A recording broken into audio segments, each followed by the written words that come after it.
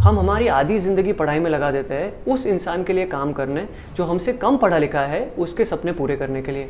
This says a lot about the Indian education system. Indian education system act पास हुआ था कई साल पहले बाय ब्रिटिशर्स, जहां वो चाहते थे कि हर आदमी रोबोटिक वे में वही करे जो हम चाहते हैं। इंडिया के जो भी बड़े सेलिब्रिटीज़ हैं या बड़े बिजनेसमैन हैं या रिच पीपल है, ये सभी लोग बड़े सिर्फ एजुकेशन सिस्टम से नहीं बने, ये अपने रिस्पेक्टिव वे में एक्सीलेंस के पीछे भागते थे और एक्सीलेंस के वजह से ही ये बहुत बड़े बने हैं। हमें आज भी ये लगता है कि अगर एजुकेटेड रहोगे तो ही लाइफ में बढ़ोगे। यस, दैट्स राइट, लेकिन educated doesn't just mean going to a school और पढ़ना। एजुकेशन मीन्स आपको कोई चीज़ की लिटरल नॉलेज होनी चाहिए। हम आज एक ऐसे दुनिया में रह रहे हैं जहाँ जैसे ही हम पैदा होते हैं माँ बाप सोचते हैं कि हम इस बड़ी से बड़ी स्कूल में डालेंगे, ये इसे इतना बढ़ाएंगे ताकि इसकी लाइफ बन जाए, मेरा बेटा इंजीनियर बनेगा। लेकिन क्या वो सच है? आफ्टर अ पॉइंट ये बड़ी स्कूल एक स्टेटस सिंबल बन जाता है, एक क्लास इन इटसेल्फ बन जाता है, जहां माँ बाप सोच रहे हैं हमने हमारा काम कर दिया, हमने उसे एक अच्छे स्कूल में भेज दिए, I am sure the teachers are doing a good job और वो पढ़ लिख रहा है। लेकिन ये जो पढ़ाई वो कर रहा है ये कितनी इंपॉर्टेंट है, ये कहाँ तक हमें काम आ रही है? क्योंकि सिलेबस कभी बदला ही नहीं है। ये सिलेबस मोस्टली ब्रिटिशर्स के टाइम पे बनाया गया है, जो आज भी छोटे मोटे ट्वीक्स के साथ कंटिन्यू होते जा रहा है। और इससे क्या हमारा फ्यूचर ब्राइट हो सकता है? मुझे तो नहीं लगता। आपको क्या लगता है? सबसे बड़ा फ्लॉ ये है कि हम इंग्लिश को एक क्लास जैसा समझ चुके हैं, जहां कोई अच्छी इंग्लिश बोलता है तो वो ही अच्छा करता है, वो ही एक वेल एजुकेटेड पर्सन है। वी स्टिल जज a book by its cover and that cover is how well that person speaks English. एक बहुत बड़े यूट्यूबर ने ये बात कही थी, जहां उन्होंने बोला एक भालू, एक शेर और एक जिराफ को सबको बता दिया पेड़ पे चढ़ो। अब हर कोई चढ़ नहीं पाने वाला है, लेकिन उसका मतलब ये नहीं है कि एक दूसरे से कम है कोई चीज में। द पॉइंट इज आपका स्किल किस चीज में है, उसको प्रमोट किया जाना चाहिए। The education system is such कि हमें प्रिपेयर ही किया जाता है so that we can fail. The fact of the matter is आप सालों तक पढ़ाई करोगे, इतनी सारी एजुकेशन ले लोगे, डिग्री ले लोगे, लेकिन at the end of the day भी आज कितने सारे लोगों को जॉब नहीं मिल रही, लोग बेरोजगार है इतने साल पढ़ाई को देने के बाद। उससे क्या पता चलता है? If the education system is so good तो उससे लोग आगे क्यों नहीं बढ़ पा रहे, क्यों लोग जॉबलेस है? आज कोई भी बड़े सेलिब्रिटी या कोई भी बड़ा बिजनेसमैन अपने बच्चे को after a point higher education बोल के अब्रॉड भेज देता है। अगर the Indian education system is so good, why is it that they send their kids there? यहां ही पढ़ाओ अगर इतना ही अच्छा है तो, स्पेशली मिनिस्टर्स। लेकिन इससे हमें कोई समझ मिलती है? नहीं। एजुकेशन सिस्टम हमें एक ऐसे कश्मकश में डाल देता है जहां बचपन से हमें सिखाया जाता है कि अगर पढ़ोगे तो ही कुछ बनोगे, अगर नहीं पढ़ पाए तो तुम्हारी लाइफ खत्म हो जाएगी। कितनी बार आपने अपने खुद के फैमिली मेंबर्स से सुना होगा,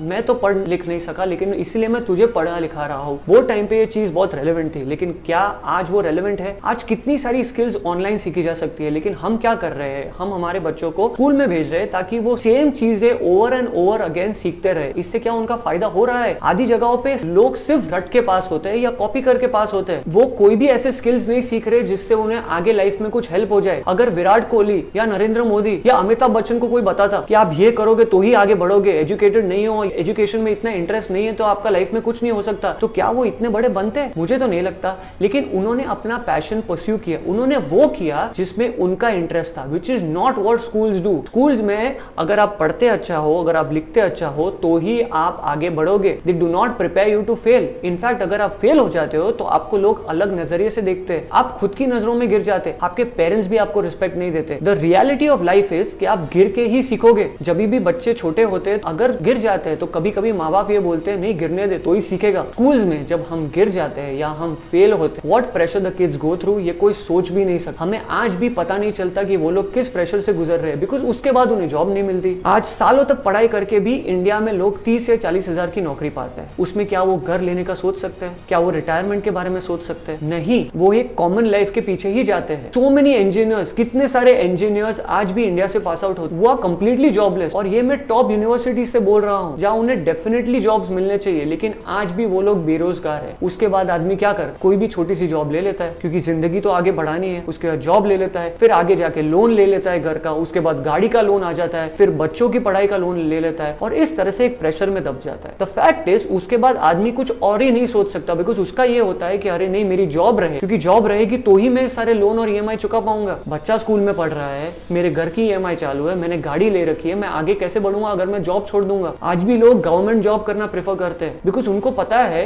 कि कुछ भी हो जाए जॉब सिक्योरिटी रहेगी, उन्हें जॉब से निकालेंगे नहीं। We all know how well government employees work, लेकिन आज भी लोग उसे परस्यू करते हैं। क्यों? हमें नहीं पता। आज ऑनलाइन वर्ल्ड इतनी बड़ी हो चुकी है कि हम हम हर चीज इंटरनेट पे सीख सकते हैं, हर कोर्स अवेलेबल होता है, बड़े बड़े यूनिवर्सिटीज के कोर्सेज भी अवेलेबल है, लेकिन आज भी हम प्रेफर करते हैं हमारे बच्चों को स्कूल में डालना। But at the same time हमें हमारे बच्चों की थिंकिंग को प्रमोट करना चाहिए, पढ़ाई को ही सोल फोकस नहीं रख देना चाहिए, because education is not just about marks. रट्टा मार के कोई भी अच्छे मार्क्स ला सकता है, लेकिन आपके बच्चे की स्किल्स किस में है, वो किस में आगे बढ़ सकता है, उसकी इंटरेस्ट किस में है, ये बहुत इंपॉर्टेंट होता है। आज भी सोसाइटी इतनी ब्रूटल है कि अगर आप फेल हो गए तो वो आपको बोलने में कुछ नहीं छोड़ेगी।